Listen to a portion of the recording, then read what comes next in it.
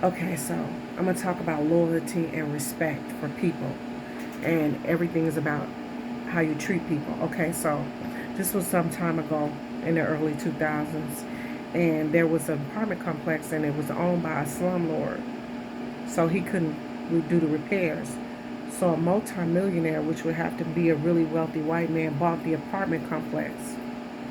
Now, when he bought the apartment complex, the people were so honest with him that he decided that he didn't want no property management or real estate company taking over the property.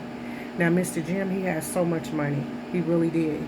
And he told us as black people, and even though that was the ghetto part of Lakewood, he said that he wasn't hiring no real estate company and he wasn't hiring no property management company to steal money from him and his wife because he was too rich. And all they were going to do is lie and steal, connive him out of his money because that's what they do. He would rather deal with us one by one. And you know that he knew that was gangsters and all that in that neighborhood. Did nobody rob him? Did nobody touch anything that he owned? And he came to see us, to talk to us one by one, who needed an apartment, what you needed in an apartment, and how you needed an apartment, and what was going on. Now, there was more than 20 people, because there was more than 20 apartments that he talked to, and he came to talk to people. And we're talking about a multimillionaire, a white man. His wife was dying of cancer, but he was close to every last one of us, and he didn't do no screening. He said he didn't trust property managers because they steal and they lie and they let properties sit on the market until they can sell it.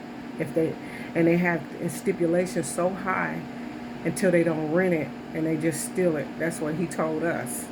Now, he was a multi-millionaire, so it probably was true.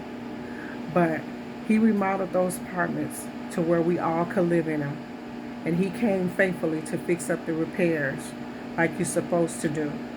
And the only thing he took was people IDs, and you write down your social security card number, and he gave you a place and gave you the keys to it. If you didn't have the money, he'd be like, don't worry about it. That's how much money he had. And he said this to us. He said that because we were honest about our situations and we talked to him real talk, each and every one of us, and he knew who was who. He really did. He knew who was who. He didn't have no fear in his heart. He didn't have no judgment of anybody. He didn't. He just got what you need when you needed it. And his apartments was first come, first serve. And it wasn't a race thing either.